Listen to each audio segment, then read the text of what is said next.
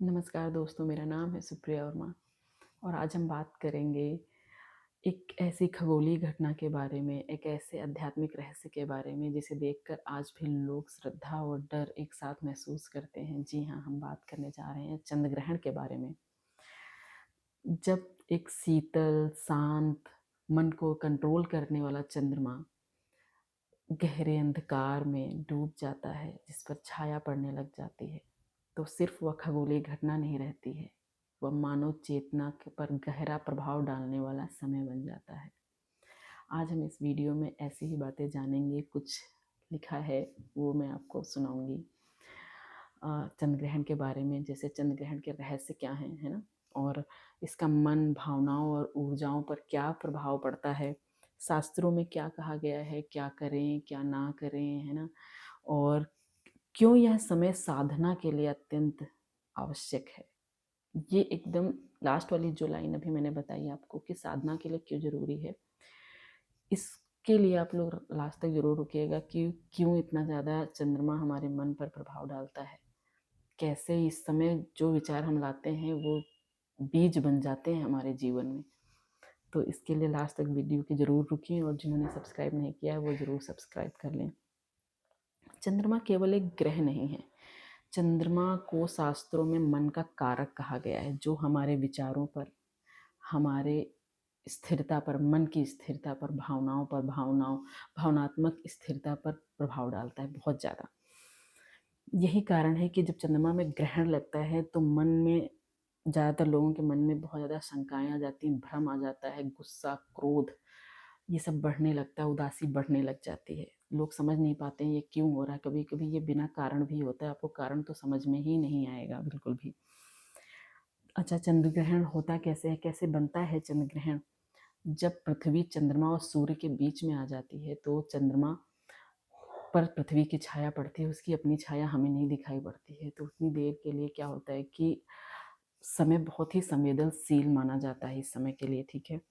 और शास्त्र में तो यह भी कहा गया है कि यह केवल एक छाया नहीं है, ये ऊर्जाओं का टकराव भी है। इसलिए प्राचीन समय में ग्रहण को असामान्य और संवेदनशील समय बताया गया है। पुराणों में तो यह भी कहा गया है कि चंद्र ग्रहण राहु और केतु के कारण होते हैं। राहु क्या होता है, भ्रम फैलाता है। केतु क्या करता है, अलगाव, अकेलापन, वैराग्य बनाता है। जब ये शक्तियां चंद्रमा को प्रभावित करती हैं तो व्यक्ति का मन अत्यधिक या तो भ्रमित होता है या फिर गहरे विचारों में चला जाता है। इसी समय पुराने डर उभरते हैं, अधूरे काम याद आने लगते हैं, अवचेतन मन सक्रिय हो जाता है। चंद्र ग्रहण में अच्छा क्या क्या नहीं करना चाहिए?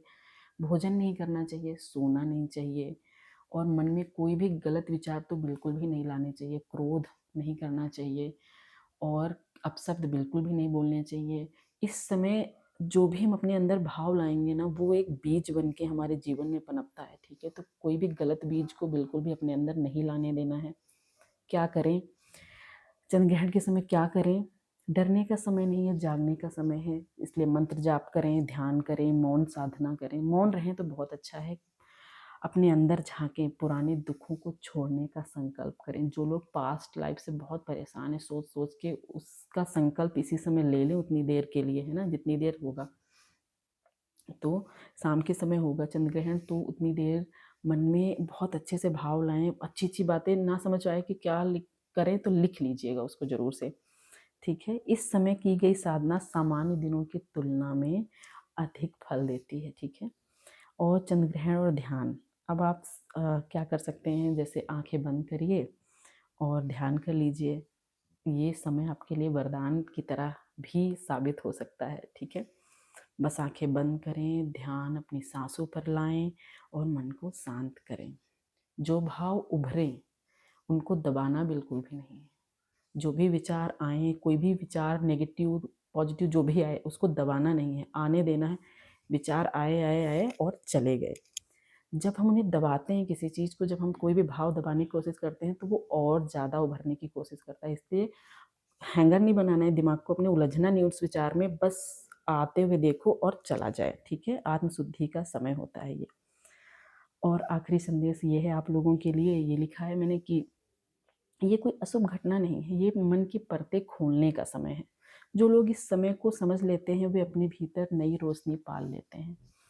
अगर जैसे कि आपको लगे कि इस समय आप बहुत परेशान हैं या हैरान हैं, भ्रम में हैं, कोई बहुत कन्फ्यूजन है, उदासी है, तो इस समय बिल्कुल भी ना रहें, अपने आप को काम करें, लंबी गहरी सांस लेते जाएं। और ये समय बहुत ही संवेदनशील है, तो इसका ज़्यादा से ज़्यादा फ़ायदा उठाएं। ठीक है, ध्यान जितना करेंगे उतना आनंददायी ये समय बन जाएगा। और अगर आपको ये वीडियो अच्छी लगी हो तो सब्सक्राइब कर लें, और कैसा लगा, क्या फीडबैक है, तो वो भी बता दें। लाइक का बटन ज़रूर दबा दें, कमेंट कर लें, और चैनल को सब्सक्राइब करने के लिए बहुत बहुत थैंक यू, बहुत बहुत धन्यवाद। चंद्रग्रहण में डरना नहीं है, ये